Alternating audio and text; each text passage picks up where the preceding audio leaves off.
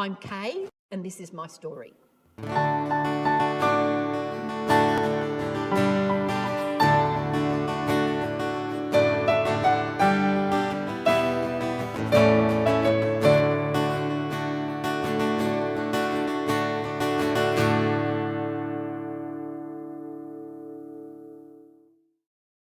If I was to try and describe myself in 5 words, 5 words would never be enough for Kay Bence. I would say I'm very passionate about what I do. I don't know how to half do anything except housework, and I'm very positive, I'm very independent, I'm very loyal and very caring. And there'd probably be about another 100 words, and they would all be the negative ones, but they're the positive ones about me. Okay, if I was to talk about my foundations and how I got here, there's probably 2 streams. The first one is that when I was about 4 years old, I was taken up to the Salvation Army outpost Sunday school that was just around the road from where I live. All the local kids went to the Sunday school, and my brother and sister dragged me up there when I was 4. And it really took. Others sort of would come and go, but I really found out who I was there, and that's so much of my training and so much of my belief and so much of my understanding of everything really comes from that time. And the wonderful people who ran the Sunday school in a dingy old building that used to smell of beer and smoke and all sorts of things like that. But those wonderful people who gave up their Sunday mornings, day after day after day, to come out and teach us about God in that environment, wonderful people, amazing people. So that's probably the foundation of how I sort of started getting involved in the army. And then Mrs. Woodward actually came out to the Sunday school and took over after someone else had left. And she was probably a little bit more army than anybody else we'd had there. And she really just trained us up. I became a junior soldier to her, and then eventually I became a senior soldier. But it just became so much of who I am, and it gave me a sense of belonging. I think everybody needs to have that sense of belonging, and even though I often have felt like I'm an outsider because I'm a first generation army person, I have this incredible sense of belonging. And that was one of the reasons why I decided to wear my uniform for this interview, because it's a symbol to me of I belong. It doesn't really matter what anybody else thinks or might say. I know I belong. I'm supposed to be here. God said, this is it. This is what you're supposed to be. So, you can't argue with that, really. And, of course, the other part of who I am is my dad died when I was 6, and my mum brought my brother and sister and I up. My brother and sister are quite a lot older than I am, and she was a very straightforward, hard-working woman, not big on words like I am, not big on words, but big on action. And her work ethic and her let's just get down and get this done attitude is so important to who I am.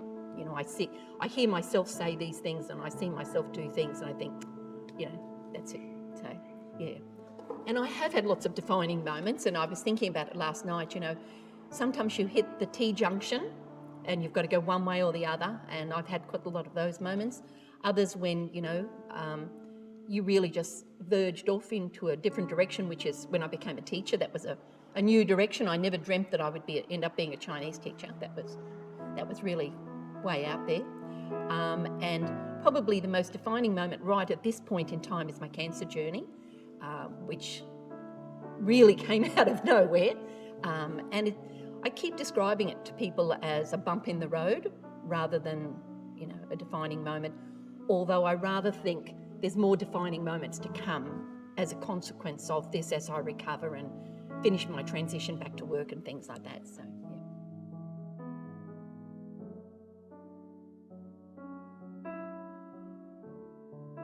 All right, if I had to talk about the best thing that I like about being a teacher, I would say there's just a million things. I love being a teacher. I'm very passionate about what I do. I love it. So I hope we've got a lot of time. I love working with the young people. Sometimes they think it's because I'm teaching them Chinese that I'm so over the top. It isn't. It's a real privilege to work with young people. It's a real privilege to walk along their journey, their educational journey. I teach from grade 7 to 12, so I am often teaching some students for 5 and 6 years. And you build quite a relationship with those students, and sometimes they've been to China with me, or just all sorts of adventures that we have together. It really is such a, as I said, it's such a privilege from my perspective to be part of their lives. That's because it's not just that I'm adding to their life, but they add so much to my life. Early on, when I was first diagnosed, one of the students, a young boy in grade 7, who I'm not actually directly teaching, but he knows me because I've been at the school for so long, and he sent me an email and he said, "Miss Bence, my grandma had breast cancer last year, and she's doing really well, so you will too." And I thought, fancy him taking the time to say that to me. And then even this week I had to do a parent interview, and one of my boys in grade 9, his mum has got breast cancer. She's a little bit further, she's just had her chemo. And I've been a bit concerned about him because he's seen me in my bald state when I first went back to work, and I was hoping that he would feel more positive about his mother's journey because he's seen me and he's seen me bouncing, well, I don't really bounce, move quickly around the room. And I had the interview with his mum face to face, and we were talking about the journey, and we were sharing experiences, and I was giving her advice, the same advice that others had very wisely given to me.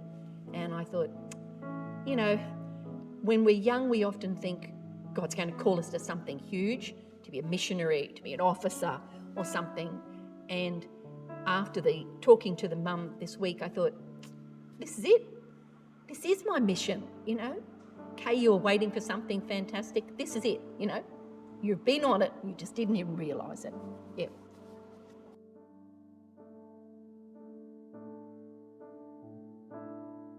Stop and listen. I'm not particularly good at listening to what God says. I talk to him on a regular basis, but it must frustrate him considerably that I really don't listen. I've learnt a lot about calmness.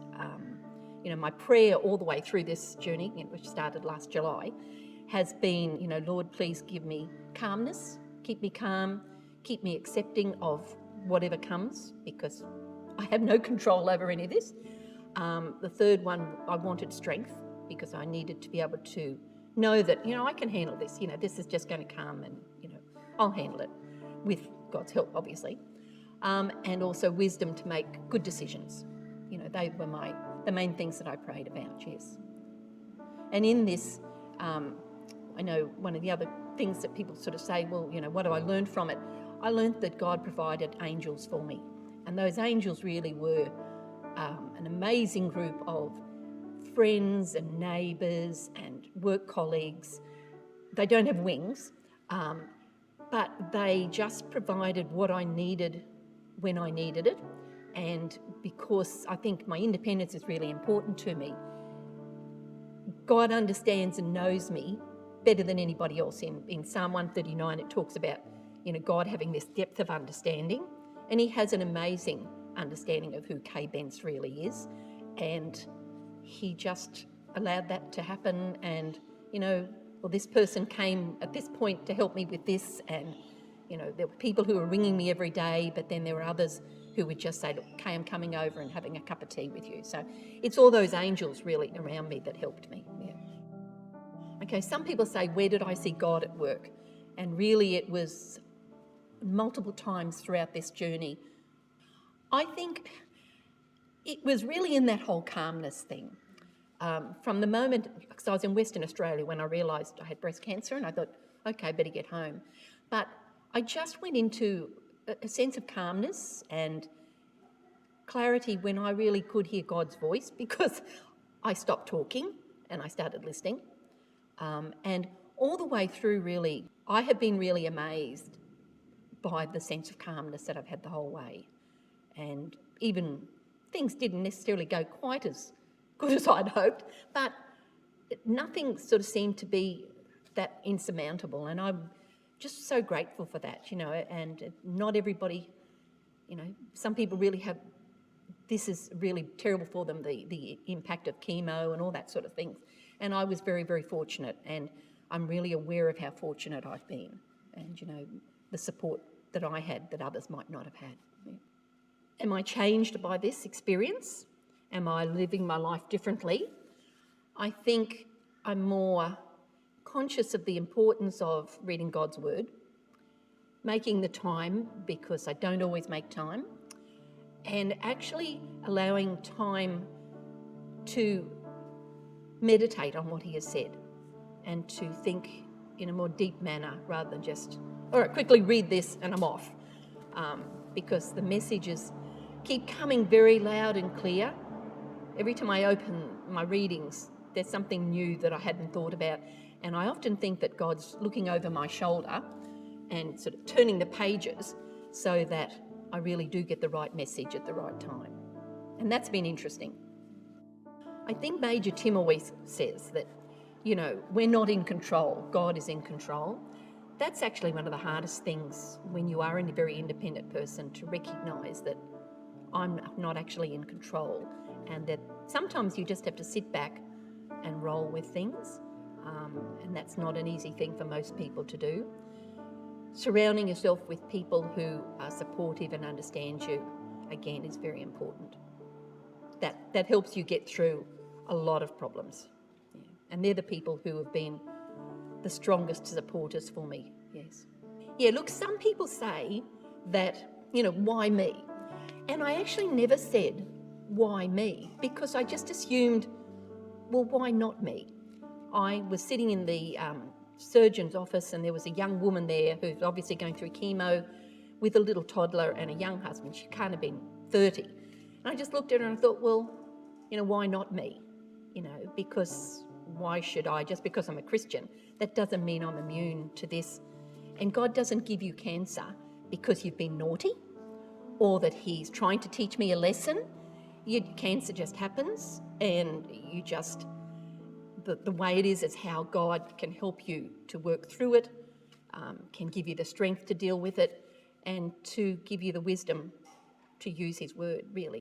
Because people think, my cancer was part of God's plan. Well, my cancer wasn't part of God's plan. It just happened to me, and, God's plan is that, I've got to rely on Him to give me the strength to deal with it, So the same as I didn't ask God for healing because I didn't think I should ask. Healing would be good. I want healing. That would be really nice.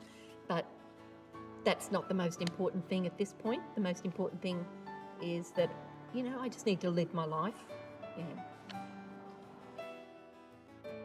I'm Kay, and this is my story.